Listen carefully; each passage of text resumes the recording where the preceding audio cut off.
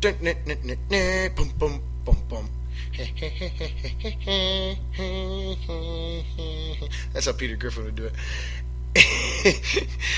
Anyway, time to talk NFL football in our weekly segment titled The Spew. Thanks again to our listener who offered that suggestion a few weeks ago. If you are a listener who would like to offer a suggestion for a segment name or show topic, or you just want to tell me how stum I am, follow the show on Twitter at BDST Show, or like and friend me on Facebook. Search Scotty Dashball. Well, since the NFL trade deadline was yesterday, this Tuesday at 4 p.m. in the afternoon, let's start out with some NFL news league-wide, and then we'll get to our Purple Vein segment within a segment. That's right, we got like some Inception stuff going on here on the show. But anyway, so like I said, the trade deadline was this Tuesday at 4 p.m. in the NFL. And on Monday, the day before, there actually was a trade that, sparked some people's interest. And it involved the San Francisco 49ers trading away tight end Vernon Davis to the Denver Broncos. The Broncos gave up a couple sixth-round draft picks, I want to say, in return for the tight end Vernon Davis. Now, Vernon Davis has not been, a very productive Pro Bowl level player for several years now, but the guy is still incredibly athletically talented, and for a lot of his decline may or may not be due to the mess that is and has been the San Francisco 49ers, especially their passing game, quarterback situation, coaching staff, front office, you name it. So great opportunity for Vernon Davis to go to a team that's undefeated, coming off of beating the Packers in what everyone was calling the game of the year. Teams don't face each other this late in the season when they're undefeated. It's really rare, and blah blah blah. And the Broncos just crushed the Packers on Sunday night. But so the rich get richer at the trade deadline. At least one would think. I don't think those two future sixth-round draft picks are really going to hurt the Broncos too terribly much, at least not this year. And, if Vernon Davis works out, then that's great. That's another element to their struggling overall this year. Not, necessarily this last week, but overall in the season, their offense has been struggling. But I don't know what Vernon Davis has left in his tank to offer at this point. But if anybody can get production out of him, it's someone like a Peyton Manning or Tom Brady or somebody like that. So it's worth taking a shot on, as far as I'm concerned, for everybody involved, including the Niners. The Niners had nothing to gain by hanging on to Vernon Davis yet. So why not get a few draft picks that you can use, to trade up in a trade package, or to, add depth, try and find a steal, whatever. But then Tuesday, the trade deadline, as I said, 4 p.m., it just came and went. Nothing happened at all. Nobody made any freaking trades whatsoever. So the NFL trade deadline was a total no-show dud. And it's got a lot of people talking for, and this is not the first time. I've heard this many years now, but it's got people talking, should the NFL do away with the trade deadline? Does it need to move the trade deadline?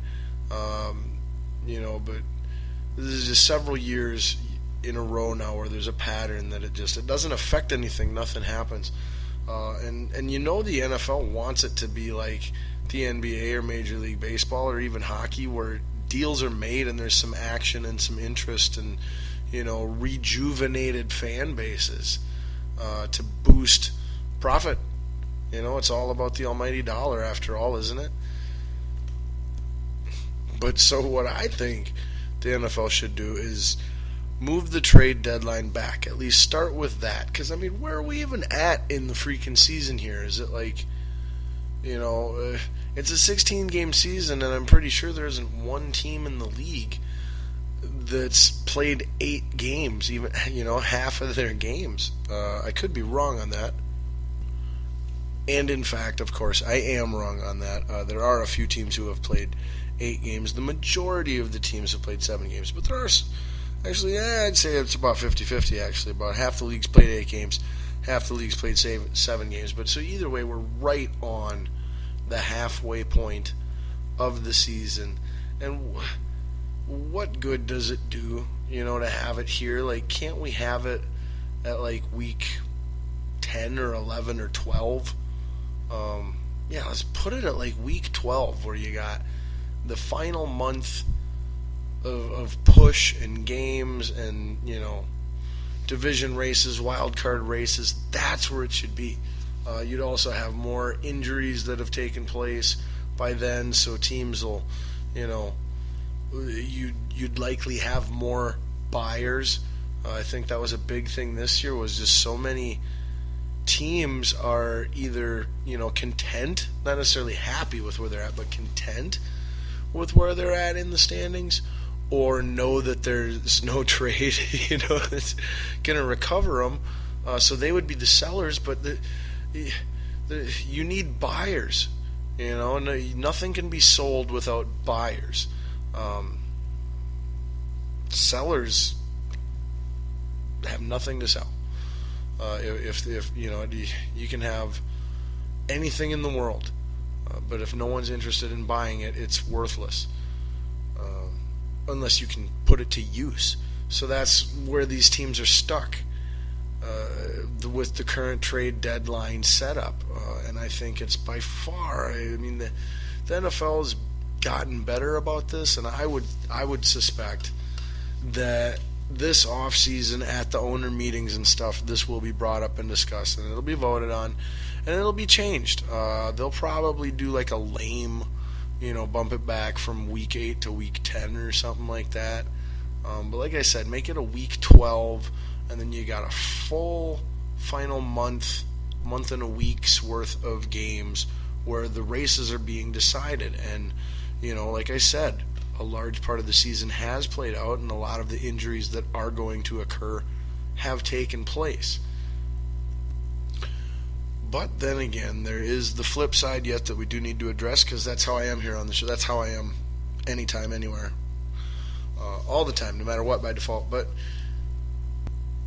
we do also need to address the theory that there might be nothing that the NFL can do, that football by nature, by the nature of the sport, will just not be never, unless something changes, it's just not going to have regular season trades the way that other sports do. And the reason for that is because of how important the play calling and scheme fits are in the game of football. Learning a playbook, the terminology, whether your skill set at your position fits what that team is looking for, because it's different from team to team based on their coaching staff and schemes. So it just, it's football's the type of thing you want to get players in early and work with them and get to know each other. And it's a chess piece. It's not, and being a chess piece, you need to fully understand it if you're the person moving the pieces. It's not like baseball and basketball and hockey, where yes, coaches are important, but all three of those sports by and large are more player sports than they are coach sports. Whereas football is the ultimate coach sport. It's the ultimate chess game.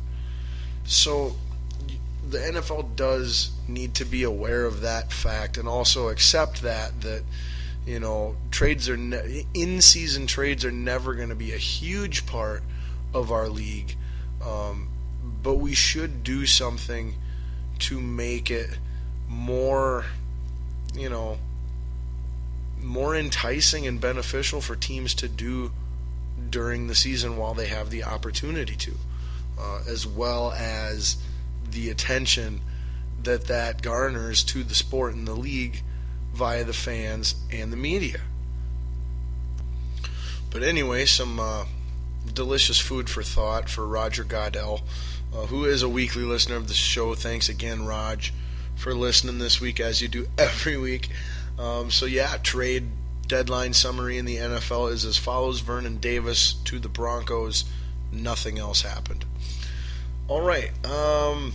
Coach firing. There was another offensive coordinator that was fired in the National Football League in place of his head coach getting fired.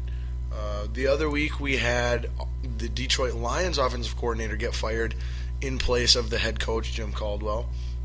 And then this last week we had the Colts offensive coordinator get fired in place of their head coach. Now, as far as the Colts go, I don't think Chuck Pagano is to blame, and I don't think he should get fired. However, in the Detroit case, I have no reason to believe that Jim Caldwell isn't a big reason that things aren't working there. But who knows? I could be right on either of them, or neither of them, or both of them. But regardless, Colts will have a new offensive coordinator from this point on. Chuck Pagano lives to head coach another day, and it is starting a trend of coordinators who are underneath head coaches that are on the hot seat getting fired, because I think I heard a theory on it today, and it makes some sense. But these head coaches are on the hot seat, and they're nearing that time in the season, around the bye weeks for their teams, where it's likely that they're going to get fired. And so instead, a coordinator is getting fired, because the thought is that you don't want to, you can only really eliminate one guy at a time. You eliminate the head coach, and then you promote from what you got yet on an interim level. Otherwise, the coach says, well, no, it's not me, it's, the defensive guy or the offensive guy, and we got to get him out of here and get a new guy in, and he at least lives then to maybe get to the end of the season. If things don't change, he still loses his job at some point in time, referring to the head coach. But it buys him some more time. And I definitely, I can't disagree with it, and I don't know. That's where I'm at on that right now. I'll definitely be keeping an eye on that throughout the next couple of weeks yet, as possibly a few more coordinators or head coaches lose their job in the NFL, as is sure to happen.